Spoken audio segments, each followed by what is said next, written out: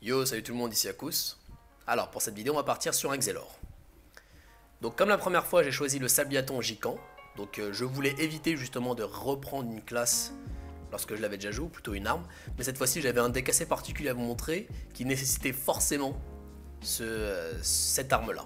Donc, j'ai choisi celle-là pour le passif de l'arme, le fait de gagner un point d'action à chaque fois qu'on appuie le quête à mouiller, mais également pour l'actif, la permutation qui permet de générer 3 jauges haut lorsque la cible est en état mouillé.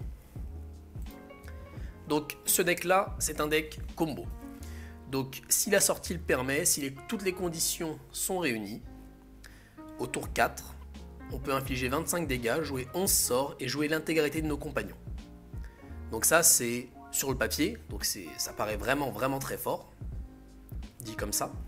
Mais ça demande quand même beaucoup de préparation, il faut jouer les sorts dans le bon ordre, il faut vraiment connaître le cycle par cœur. Il faut également avoir la chance sur la sortie. Il faut jouer aussi en premier. Enfin, il y a beaucoup de conditions. Et il y a aussi une dernière condition, c'est que l'adversaire doit avoir un PA en réserve. Si jamais toutes ces conditions sont réunies, tour 4, on peut faire ce gros tour là. Donc je préfère prévenir parce que certains de mes adversaires à qui j'ai fait le fameux combo ont pensé directement que c'était over-cheaté, voilà, que c'était vraiment trop fort. Alors je dis pas que c'est pas fort, parce que Xelor, de manière générale, c'est fort. Mais voilà, il faut penser à toutes ces conditions derrière. D'ailleurs, il y a une condition, mais j'en parlerai plus tard quand vous verrez le combo en action. Donc voilà. Alors, pour faire cela, donc il faut que tour 4, j'ai 6 jauges O et 4 jauges R. C'est ce qu'il faut que je fasse. Donc alors, déjà je joue la chronophagie, évidemment, pour piocher, pour cycler sur mes sorts, me permettant de générer justement mes jauges. Pour la jauge O, évidemment, il y a la permutation. J'ai double état mouillé pour en plus gagner des points d'action. Ensuite, j'ai joué des Sinistro, le Sinistro O ainsi que le Sinistro R, donc la génération à très bas coût. Ensuite, la téléportation forcée, je l'ai mise pour temporiser en début de partie, ça peut être utile. Et puis, si on n'a pas la sortie voulue, ça peut nous dépanner. Et aussi, en fin de partie, si l'adversaire veut fuir, vu qu'on aura un board rempli, on va le mettre au milieu de tous nos compagnons. Et sinon, le ralentissement, c'est aussi pour avoir un sort O très peu cher et qui génère des points d'action. Donc finalement, la génération O très peu cher. Mais là, en fait, le sort qui va nous permettre de faire tout ça, ça va être le Momificatus. Donc le sort du combo, le sort principal du combo, c'est Momificatus. On l'envoie Momificatus au début du combo. Alors par contre, au niveau des jauges, on est complètement hors sujet. Donc il faut accepter ça parce que c'est des jauges terre et feu, et non on joue O et R. Alors, pourquoi avoir joué O et R? Parce que pour faire des decks combos, en général, on a besoin de pioches, il faut jouer plein de sorts, donc il faut bien piocher, mais on a besoin aussi de beaucoup de points d'action, parce que pour pouvoir jouer ces sorts, il faut avoir des points d'action. Et c'est pour ça qu'on s'oriente sur ces voies O spécialisées dans les points d'action et R spécialisées dans la pioche. Voilà. Alors maintenant, au niveau des compagnons, le compte à rebours va être là pour réduire de 1 point d'action tous nos sorts O, sachant que nos sorts O là sont déjà très peu chers. Ce qui veut dire que lorsque le compte à rebours sera sur le terrain, par exemple le Sinistro O, où la concentration ne vous coûtera plus qu'un point d'action, mais avec le Momificatus, qui est ici, si je balance Sinistro O, il me coûte un point d'action, mais finalement je génère 2 points d'action. Donc finalement Sinistro O et concentration sont des sorts qui vont nous faire gagner des points d'action. Le ralentissement va avoir un coût nul, il va coûter 0, et l'accumulation va nous coûter 1 point d'action. Voilà. Donc c'est pour ça que je l'ai mis. Ensuite, le Pharynx, parce qu'il me faut quand même de la pioche. Même si j'ai la chronophagie, le combo se réalise aussi grâce aux 3 mires de Pharynx. Donc c'est pour ça que je l'ai mis, et c'est pour ça que j'ai besoin des 4 jauges R. Ensuite, j'ai mis le Nox, c'est le premier qu'on va invoquer après le compte à rebours, une fois qu'on va balancer tous nos sorts. On va générer beaucoup de jauges, donc on va se mettre à 7 de jauge, parce qu'une fois qu'on va l'invoquer, on aura l'Héliacube de Nox. En plus, Nox tape au corps à corps, on a un point d'action supplémentaire. La cube de Nox nous permet de voler un point d'action, d'où le fait que l'adversaire doit avoir un PA dans sa réserve. Voilà. Très bien. Et ensuite, on va finir le combo pour générer 5 de jauge et pour pouvoir invoquer Bump et utiliser son sort en même temps. Voilà. Donc, voilà, ça paraît assez compliqué à expliquer comme ça. Mais vous allez voir en jeu, ça tourne relativement bien. Sachant que on a mis accumulation, je reviens vite fait sur les sorts, on a mis accumulation, mais on n'a pas mis vol du temps. Alors si j'avais mis vol du temps, ça pouvait me permettre d'avoir la sortie avec Nox T2, mais par contre ça m'empêchait d'avoir le combo avec donc Nox et Bump invoqués au même temps, et aussi compte à rebours évidemment. Donc c'est pour ça que j'ai mis accumulation, parce qu'il nous manque un petit point d'action pour faire tout ça. Mais sinon, je pense que j'aurais mis au vol du temps. Maintenant qu'on a fait le tour du deck, on va passer au gameplay. Pour ce premier match, nous sommes contre un Yop flamboyant. Donc au niveau de ma main de départ, c'est pas trop mal, j'ai la chronophagie. Il faut absolument que j'ai aussi le Sinistro R. Parce que pour générer les 4 de jauge R en 3 tours, il me faut Sinistro R et cycler sur lui. Donc malheureusement, je n'ai pas eu Sinistro R, donc ce n'est pas encore perdu. Si je le chope au prochain tour, je vais pouvoir le jouer, puis après cycler dessus. Donc mon adversaire réfléchit ici. On voit qu'il a un point d'action, parce que c'est moi qui ai commencé, donc on a très envie qu'il ne l'utilise pas pour pouvoir lui voler. Donc c'est à mon tour, il met l'état huilé, voilà, il avance. Voilà, je vais mettre le Sinistro R très certainement en arrière. De toute façon, je ne pourrais pas l'utiliser parce que je n'ai pas l'éternité. Mon adversaire le sait s'il a bien regardé. Donc la permutation qui me permet de monter à 5 de jauge rapidement. Donc là, on sait que tour prochain, je vais cycler sur ma chronophagie. Donc chronophagie qui va me faire piocher concentration et Sinistro R. Donc je pourrais avoir mes 4 de jauge R. Donc au niveau de la sortie, on est bon. Il met l'inspiration, ça me fait très mal.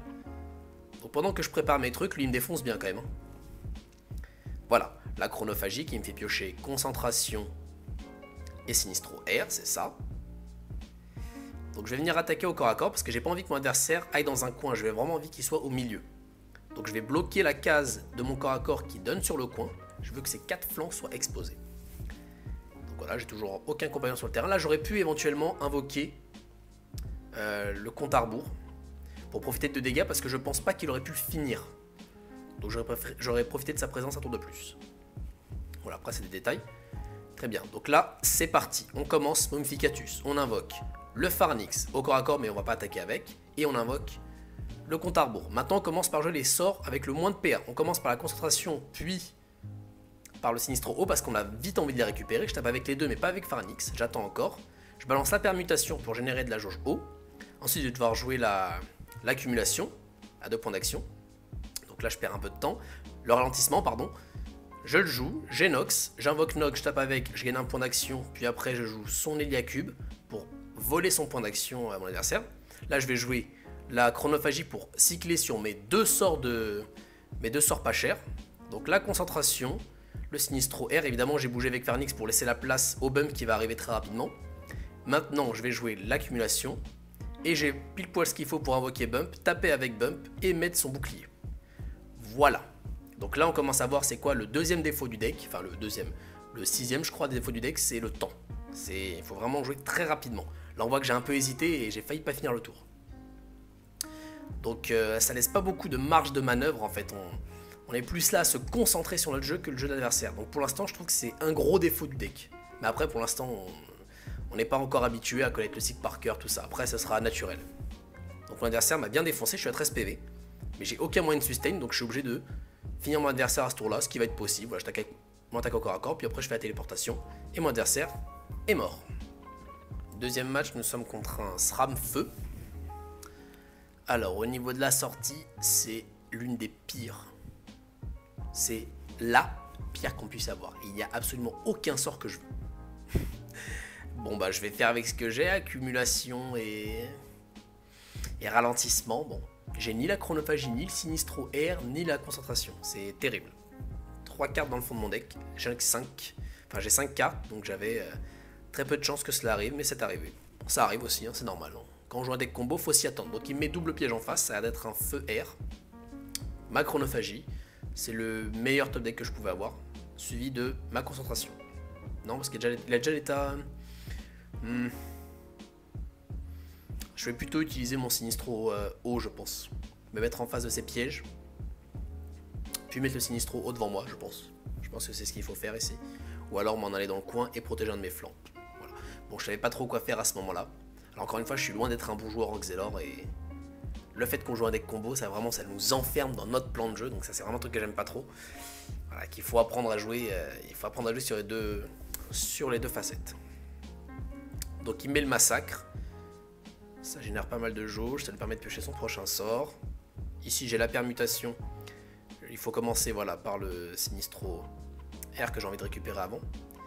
Donc là on va voir que je joue cette fois-ci la téléportation forcée. Parce que je ne pourrai pas avoir un autre moyen de gagner mes 2 jauges R avant très longtemps. Donc je suis obligé dans ce cas-là de le faire. Donc ça laisse des options si on a cette sortie absolument horrible. Donc il me fait un sort à 3 générations de jauge feu. Grâce à 7 points d'action. Donc il n'a pas de point d'action dans sa réserve. C'est un peu embêtant. Mais de toute façon moi j'ai pas le combo à ce tour-là. Donc voilà. Il m'invoque son repos qui me commence à mettre des claques. Là je vais juste jouer la permutation sur mon adversaire. Cette fois-ci, je choisis d'invoquer mon compte à rebours à ce tour-là. Il a l'air d'être déterminé à me défoncer moi, donc je me dis mon compte à rebours va survivre. Évidemment, je le place ici pour pas que mon compte à rebours prenne l'explosion du piège. Donc c'est pour ça que je joue ici. Alors mon adversaire, il réfléchit, il a 7 cartes dans la main, donc grâce au massacre et au piège qu'il fait piocher, je suppose qu'il joue. Donc il met un piège, 2 pièges. Il aurait dû faire l'inverse pour profiter de l'explosion. Donc il défonce mon Sinistro. Très bien. Et il invoque son maître Égreneur qui va finalement faire proc qu'un seul dégât, je sais pas. Ça a pas l'air si terrible. Donc là c'est le tour. Momificatus. Je mets le Pharnix dans les pièges. Donc je m'en fiche, juste pour s'émir. Je commence par jouer les sorts les moins chers. Donc là c'est une autre rotation. Donc ici ça va être le Sinistro haut. J'ai hésité. Donc là je vais mettre le Sinistro à mon corps à corps. Je vais rester dans le coin, protégé de Sinistro. Voilà, je balance ma chronophagie. Ensuite je joue le sort qui coûte 2. Très bien, et je vais piocher donc ce qu'il ne faut pas. Si, j'ai encore un moyen, oui bien sûr, c'est là, j'ai pioché mon sort à 1. Voilà. Donc on arrive vraiment à s'en sortir malgré tout. Voilà, je tape au corps à corps. Je joue mon Lilacube de Nox, j'avance sur ma jauge haut. Voilà, là, mon accumulation. Par contre, cette fois-ci, je ne pourrai pas jouer mon bump. Donc, le fait d'avoir une mauvaise sortie, certes, le combo sort plus tard, mais ça chambole absolument tout le combo. Donc, encore une fois, c'est vraiment très très dépendant de la sortie. Parce qu'il faut avoir un cycle particulier. Il faut que notre deck ait un cycle particulier pour pouvoir marcher. Parce que là, j'aurais pu encore invoquer bump si j'avais eu les jauges qu'il fallait. Très bien, donc il met le piège ici. Pourquoi ici? L'autre piège ici. Très bien. Donc profiter de l'assemblage. Il aurait peut-être dû le mettre à côté pour défoncer en même temps. Ouais, je sais pas, bon. Pourquoi pas. Donc il a 14 PV hein, quand même. Je l'ai quand même bien mis des claques, malgré tout. Donc là, il veut se frayer un chemin, c'est normal. Donc il va commencer par détruire mon Sinistro, puis attaquer avec mon repos. C'est bien joué, c'est ce qu'il fallait faire. Là j'ai la permutation. Voilà, qui me permet d'invoquer mon bump. Donc il est venu un tour trop tard, mais c'est pas grave, il est encore dispo. Je tape avec les 3. Il me reste que 2 dégâts infligés. J'ai la téléportation forcée et c'est terminé. Donc même si on a une sortie dégueu, il y a moyen de s'en sortir. Pour ce troisième match, nous sommes contre un Xelor catalysatrice. Donc du PA que j'ai en réserve, on voit que je ne joue pas en premier pour une fois, hein. Donc mon adversaire a l'air d'avoir un deck très peu cher, donc ça peut se comprendre par le fait de mettre beaucoup de Sinistro dans ce genre de deck. Donc ça joue un Sinistro feu, un Sinistro terre, donc j'ai inversé l'ordre mais tant pis, puis le sort Boob, donc c'était très certainement pour la génération de jauge. Par contre on voit que ça s'essouffle très rapidement en face, donc j'espère que ça joue la chronophagie. Donc mon tour, là on va voir que je vais mettre un peu de temps à jouer. Je devais certainement faire quelque chose à côté. Donc là la chronophagie, puis le Sinistro R, c'est parfait. Et j'avance. Alors là on voit que j'ai la main pleine, hein, ça change quand même beaucoup de choses. Donc prochain tour je vais déjà overdraw la chronophagie. Donc le fait de jouer en deuxième ça joue beaucoup de choses. Donc mon adversaire joue. Pour le moment il réfléchit. Donc prochain tour, moi je vais très certainement faire le combo concentration puis permutation. J'ai les PA pour ça, de toute façon même si j'étais à 6 PA, je pourrais le faire. Donc ça joue la téléportation forcée, donc c'est un très bon choix de la part de mon adversaire dans son deck building, car ça permet de mettre dans les Sinistro. Donc comme j'ai dit, je vais faire la concentration, puis la permutation. Donc là actuellement, ma chronophagie est dans le fond de mon deck. Donc prochain tour, je vais piocher dans l'ordre le Sinistro R, puis ensuite la chronophagie. Donc c'est vraiment un truc à prendre en plus en compte dans ce genre de deck combo. Donc mon adversaire réfléchit, il n'a que 3 cartes dans la main, donc voilà, la chronophagie qui vient l'aider un petit peu à se refaire une main. Donc c'est certainement une version très très agressive, hein. Il espère finir le combat rapidement. Car on voit qu'il n'a pas beaucoup de mains. Ou alors il doit jouer Hush, éventuellement pour se refaire une main. Donc là ça met le Sinistro. Donc là voilà, comme prévu je pioche le Sinistro R, qui va me faire piocher donc la chronophagie. Alors je ne sais pas où le mettre, voilà, je vais plutôt le mettre pour protéger un de mes flancs. Ensuite je vais lui balancer la chronophagie, voici. Et là je vais décider de risquer de perdre mon compte à rebours, même si je pense pas qu'il va pouvoir faire les dégâts, parce que j'ai vraiment envie de me protéger. Parce qu'il faut savoir qu'en fin de partie, donc comme vous avez pu le voir, je n'ai aucun moyen de me défendre, donc il faut que je pense dès maintenant à prendre le moins de dégâts possible. Donc en fait, dans ce deck là, il faut vraiment penser ses tours à l'avance. Ouais. Il faut vraiment penser ses tours à l'avance, hein, parce que on a très peu moyen de réagir à la fin. Donc là, ça joue le cadran, c'est très bien joué de la part de mon adversaire, car ça va bien m'embêter. Parce que c'est le tour où je devais faire normalement le combo.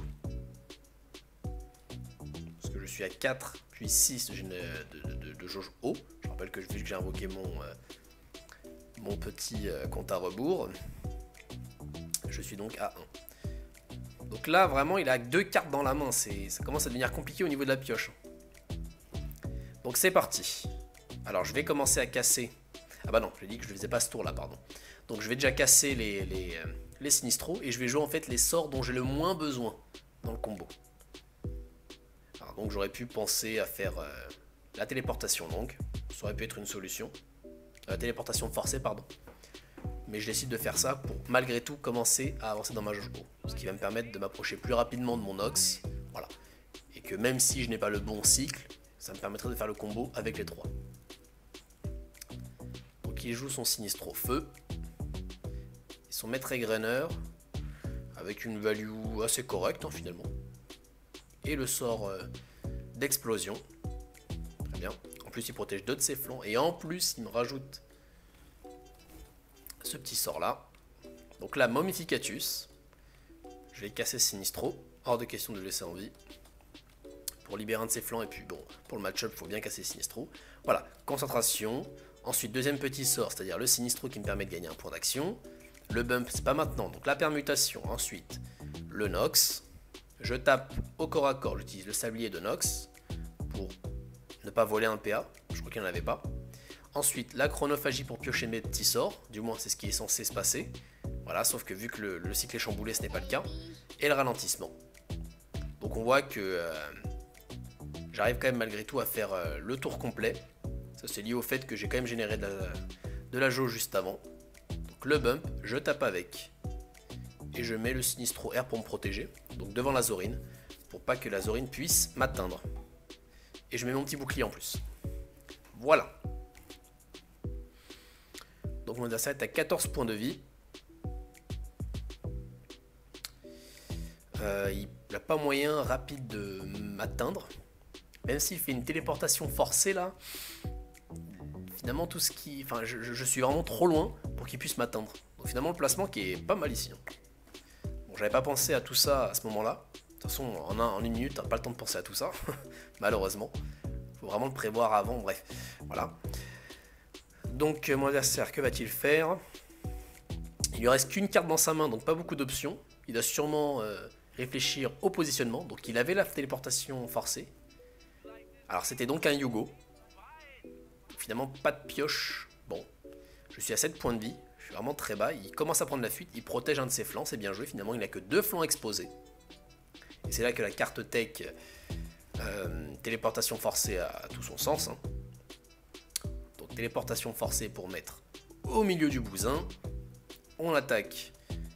Et on tourne en même temps pour que tout le monde puisse taper. Parce que je veux que mon héros puisse taper. Le sablier de Nox pour infliger un dégât supplémentaire. Je fais le tour avec Nox, même si c'était pas nécessaire. Je tape avec mon héros et je termine avec mon Farnix. Pour ce dernier match, nous sommes contre un Kra Pivan ou Piven.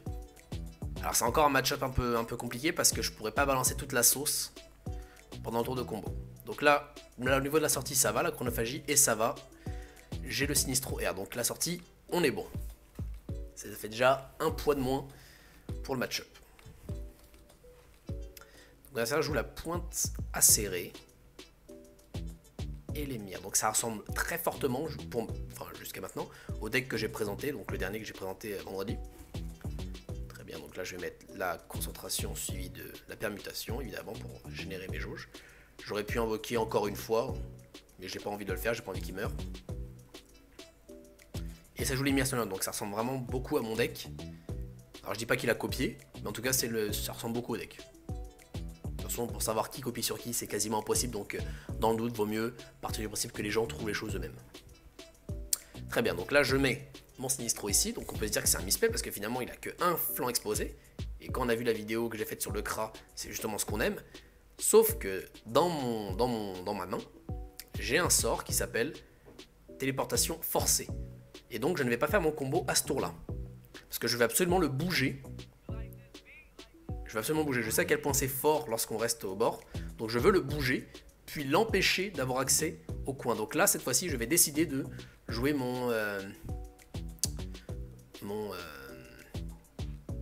comment s'appelle-t-il? Mon compte à rebours. Donc je crois que j'ai toujours hésité à chaque fois que je devais trouver son prénom. Et là, j'avais encore un point d'action, mais je décide de ne pas le faire. Donc il me tape. D'ailleurs, j'aurais dû faire, j'aurais dû envoyer mon Sinistro, maintenant que j'y pense. Parce que du coup, il y a un PA qui a affûté. Certes, je gagne pas un PA avec Momificatus, mais il y a vu qu'il y a un PA qui a affûté. Et en plus, ça m'aurait permis de récupérer mon Sinistro plus rapidement. Bref. Donc là, il me joue la Évangéline. Donc là, c'est parti. Farnix. Momificatus. On fait les choses dans l'ordre. Je tape au corps à corps. J'ai encore assez de points de vie pour y aller. Je tape avec mon compte à rebours. Voilà, j'invoque. Commence par jouer les petits sorts. Puis après, c'est la permutation qui va arriver. Voilà, permutation. On fait les choses dans l'ordre. Attention. Là, j'ai le ralentissement. Je peux invoquer Nox qui va me permettre de piocher l'Héliacube. Voilà. Ensuite, la chronophagie qui me permet de piocher mes petits sorts. Voilà, chronophagie. Mes petits sorts sont ici. La concentration, le Sinistro haut. Puis après, je vais pouvoir mettre l'accumulation en dernier à 3 points d'action. Donc encore une fois, on joue pas vol du temps pour ça. C'est la seule raison. Puis le bump. Je vais taper Évangéline avec, puis je me mets le bouclier. Donc là je suis content, mon adversaire n'est pas dans le bord, donc j'ai beaucoup de ses flancs exposés. Il va pas pouvoir temporiser. Par contre moi je suis quand même en danger, donc je me suis mis hors de portée d'Évangéline. Certes je suis au corps à corps de mon adversaire, mais au moins Évangéline ne pourra pas me taper. Alors peut-être que j'aurais dû reculer, puis mettre mon bump devant. Peut-être que c'était un peu trop... Voilà. J'avais pas besoin de m'exposer autant. Donc il joue les sorts pour générer des mires, très bien. Voilà. Alors, c'est à mon tour, je peux pas le cibler. Donc ici, je vais juste faire la téléportation forcée pour empêcher Évangéline d'attaquer mes compagnons, pour la mettre encore plus loin. Donc mon Pharnix bloque. Et ici, je décide de ne plus rester au corps à corps de mon adversaire. Voilà, je fais une rotation, comme ça je ne suis plus au corps à corps de mon adversaire, comme ça je vais pouvoir prendre moins de dégâts. Et là, je pars du principe que prochain tour, il va mourir. Je joue malgré tout, voilà, mon Sinistro R pour vraiment bloquer Évangéline. Et en plus, je profite d'un Héliacube. Bon, je sais pas si c'était nécessaire, à mon avis, ça ne l'était pas, parce que je ne vole pas de points d'action. Mais voilà, je l'ai fait. Donc mon adversaire est bien encerclé, là. Alors, donc il n'a pas encore laissé compagnon, je sais, enfin si c'est la version que j'ai présentée, il y a Bump, Nox et Echo. Et dans ce cas-là, je pense qu'il vaut mieux jouer Echo. Pour se régénérer de la vie, même si là c'est compliqué parce qu'il ne peut pas bouger. Il aurait peut-être dû garder sa flèche de recul, hein. Je pense que ce qu'il aurait dû faire, garder sa flèche de recul, parce que là il n'a plus aucun moyen de se déplacer. Voilà, la Évangéline qui perd du temps à casser les Sinistros. Donc là je compte, hein, j'ai pile poil assez de dégâts. 4 plus 3, ce qui fait 7, plus 1. Non, pas plus 1, parce que c'est du coup mon héros qui va attaquer. Donc on a 3, 3, 4, ce qui fait 10. Puis ensuite 2 du compte à rebours et sera terminé. Et d'ailleurs j'ai même Momificatus dans la main pour gagner 1 point de dégâts si jamais. D'ailleurs je vais le faire, bon, ça fait pas grand chose mais je le fais. Momificatus, voilà. Et maintenant, je le termine. Cette vidéo est maintenant terminée. Si elle vous a plu, n'hésitez pas à mettre un petit pouce bleu ou alors à vous abonner. Et moi, je vous dis à la prochaine. Ciao.